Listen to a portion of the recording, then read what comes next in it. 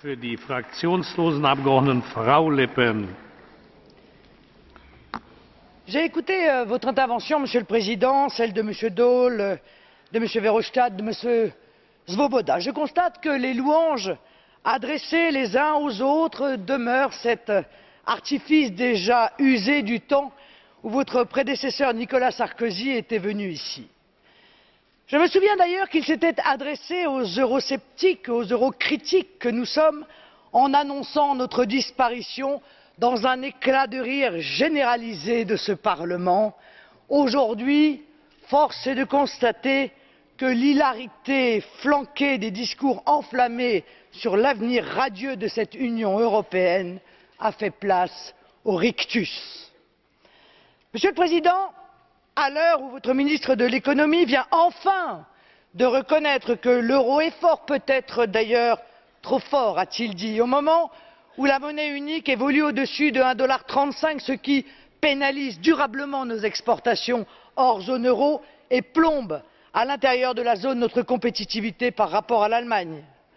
Alors que la balance commerciale de la France est en déficit, avec un record annuel de 70 milliards d'euros, alors que nos finances publiques sont gravement surendettées, ce qui menace la solvabilité de la France, plus de 1 800 milliards d'euros de dettes et près de 1 500 milliards d'intérêts déjà versés depuis 1973, alors que nous sommes à la veille d'un chômage endémique, il est plus que temps de s'apercevoir que vous vous êtes trompé de chemin, que poursuivre dans votre politique socio-économique, semblable d'ailleurs à celle de vos prédécesseurs, c'est faire le jeu exclusif des puissances d'argent et d'une Union européenne quasi totalitaire, d'une Europe de Bruxelles et de Berlin sous l'emprise des banksters de Goldman Sachs, dont le seul objectif est la rentabilité financière à court terme. Oui, vous les défendez, Monsieur Cohn-Bendit, ça ne m'étonne pas de vous. Cette rentabilité financière à court terme qui passe par la déflation salariale, puisque Goldman Sachs demande une baisse de 30% des salaires, avec pour conséquence, et vous le savez, un véritable saccage social. Pourtant, une dévaluation externe s'imposerait pour la compétitivité. Selon une étude de l'INSEE, une dépréciation de 20% de l'euro pourrait entraîner une hausse immédiate d'environ 3% du PIB réel.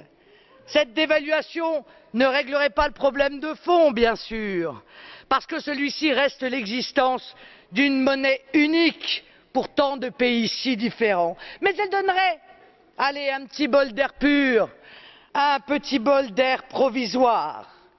Cette monnaie unique, il faudra bien accepter de déconstruire ensemble avant qu'elle ne le fasse d'elle-même dans la surchauffe et la panique des salles de marché. Oui, je parle des Européens, mais en tant qu'euro-réalistes, car les peuples que vous êtes tous censés écouter et servir se détournent chaque jour un peu plus de votre projet fédéraliste forcené. Ils se détournent parce que vous ne montrez aucun signe allant dans le sens notamment de leur protection, parce que vous vous refusez à admettre vos erreurs et à changer radicalement de chemin. Pire, l'Europe de la paix, Monsieur Cohn-Bendit, devient menaçante, voire haineuse. Hier, Budapest, aujourd'hui à Athènes, demain à Londres. Dès que les peuples montrent des signes de résistance à vos diktats mondialistes, la réponse des institutions européennes est celle d'ailleurs que vient de démontrer M. Cohn-Bendit, le mépris, l'arrogance, la menace et l'insulte. Eh bien,